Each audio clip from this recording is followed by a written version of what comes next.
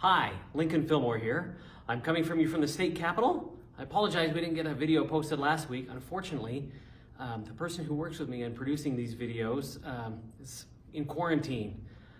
He's got a wife who's about to deliver a baby, and they've got COVID in their house. So I hope you'll join me in sending my prayers out to the Chapman family. But I do want to talk to you today. Last week was a busy week up here at the session, much more so than the first week. We got a lot done. A lot of my legislative priorities are moving really quickly, and I wanted to talk to you about those because those legislative priorities are how I keep my promises to you that I made when you elected me to a second term. I promised that we would keep government more transparent and more accountable. And so we're passing a couple of important bills on that topic. The first of those has to do with the way that local sales taxes are distributed.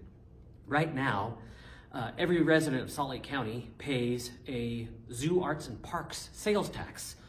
Unfortunately, about 85% of that money is spent in Salt Lake City.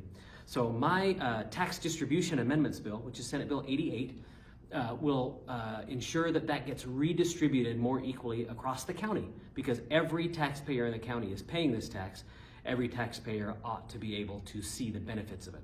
I want to give a lot of credit to the Salt Lake County Council and especially to newly elected Councilmember Dave Alvord, who helped work together on this bill so that we can have legislation and county council action working in tandem to help make that happen. We also are passing really important amendments to the price controls legislation that was originally passed in 2005 but had never been used until 2020 when the pandemic hit. And once we started seeing how this was actually implemented, it made it obvious that there were some needed changes, and particularly how those affected some constituents of mine who reached out, who, without having broken any law, were in a position of having to prove their innocence before the state in order to avoid punishment. So we're making some important changes there, and that is Senate Bill 86. We also, I made a promise to you to make sure that the government had less of an impact in your financial life, right? I want you to be able to have control over more of your money and for the government to have less. And one way that the government has too much control of your money is through double taxation. And so I'm running a couple of bills this year to remove double taxation. One of those is Senate Bill 73, Vehicle Registration Fee Amendments, so that we'll no longer be double taxing people who purchase a leased vehicle. And also Senate Bill 95, that removes double taxation that currently exists in Utah Code on the purchase of taxable services like a movie ticket or your dry cleaning or a car wash. And finally, I made a promise to you that I would continue the fight for equitable funding when it comes to education by school district.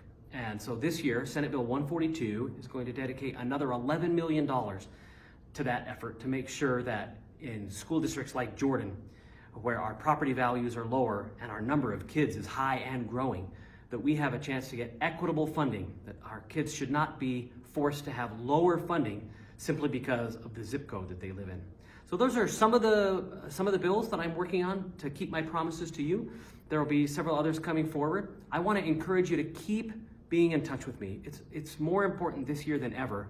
And I'm so pleased at how many of you have been emailing me about the bills that are of a concern to you, both in the Senate and in the House. And again, I renew my pledge to respond to every email and every text message and phone call. You can see my cell phone number, my email address on the screen, and I look forward to hearing from you.